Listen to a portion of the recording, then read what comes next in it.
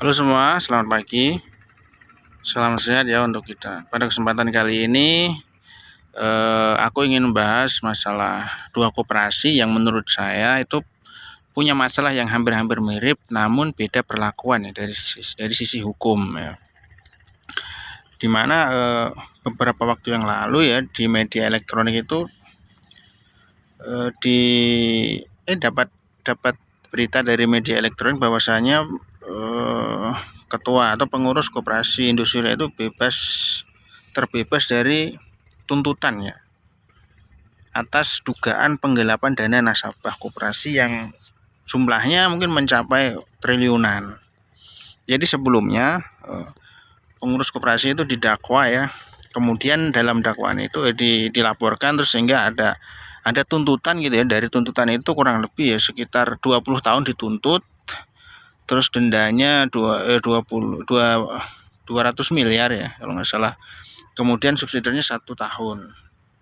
Nah kemarin baru tadi pagi itu ada berita di media elektronik yang masuk ke beranda kita itu ternyata beliau terbebas dari tuntutan itu, dari tuntutan yang denda 200 miliar terus kurungan 20 tahun itu terbebas.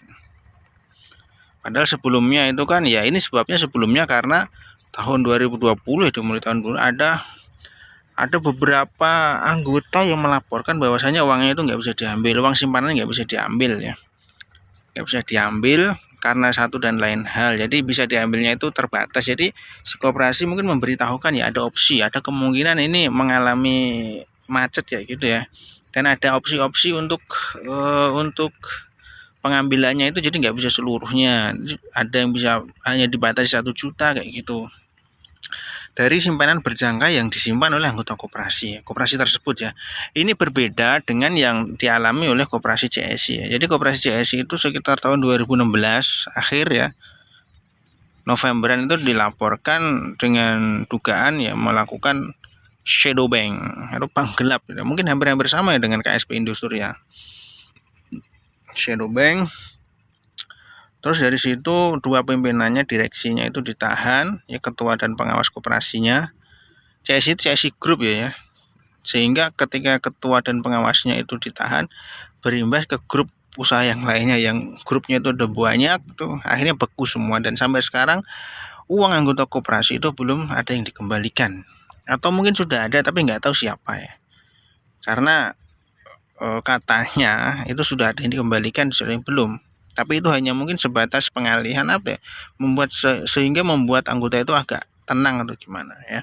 Jadi tahun 2016 akhir itu dilaporkan, kemudian dituntut 10 tahun, terus akhirnya itu dakwa vonisnya adalah 7 tahun penjara, dendanya 12 M dan subsidinya itu 5 bulan kurungan. Jadi tahun ini mungkin kemungkinan tahun ini akan bebas.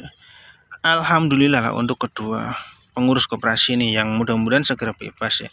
Dengan terbebasnya mereka ya mudah-mudahan penyelesaian masalah antara anggota koperasi dengan pengurus koperasi itu jadi lebih mudah lagi, karena kalau pengurusnya di tahanan ya itu akan lebih kesulitan ya dalam proses pengembalian uang simpanan. Nah, oleh sebab itu ya ada perbedaan ya. Jadi yang tadi itu terbebas dari tuntutan, yang ini sudah hampir bebas dari vonis ya. Nah kira-kira apakah setelah kita nggak tahu ya nanti apakah dari anggota koperasi KSP Indosuria akan nggak tahu melaporkan seperti apa gitu. Katanya mau sampai mau mengetek Pak Presiden kayak gitu ya, karena uang yang disimpan itu belum bisa diambil, belum bisa dikembalikan kayak gitu, dan itu terbebas dari tuntutan. Nah untuk yang CSI ini ya bisa dibilang apa ya, seperti adem ayam gitu ya, karena sampai dengan sekarang pun anggota hanya sepertinya menunggu gitu. Habis mau ngapain ya, mau melaporkan apa gitu kan. Yang ada kan saat ini ya mungkin CEO-nya itu sedang berusaha untuk untuk mengembalikan uang simpanan anggota, tapi tidak ada progres yang berarti gitu, karena saat ini yang ditawarkan adalah copy trading ya. Copy trading ini yaitu sesuatu yang berbeda dari upaya pengembalian. Meskipun dalam grup WA atau grup apa itu yang Telegram katanya sedang menjalankan program kebijakan ya, terus ada usaha sektor real yang lainnya. Nah, kita kan yang seharusnya perlu dipublish ke anggota adalah sektor usaha real yang lainnya itu, yang mungkin bisa didukung anggota sehingga uang anggota itu bisa segera dikembalikan. Lah ini kan yang kalau keseringannya itu adalah yang di share di grup itu adalah untuk menjadi follower dari master trade, yang tidak lain adalah mungkin masternya adalah mereka ya, Cakra ya. Mudah-mudahan sih mereka bisa profit terus ya, sebagaimana alibi mereka ya, bisa menghasilkan kurang lebih sekitar 30% rata-rata per bulan berdasarkan track record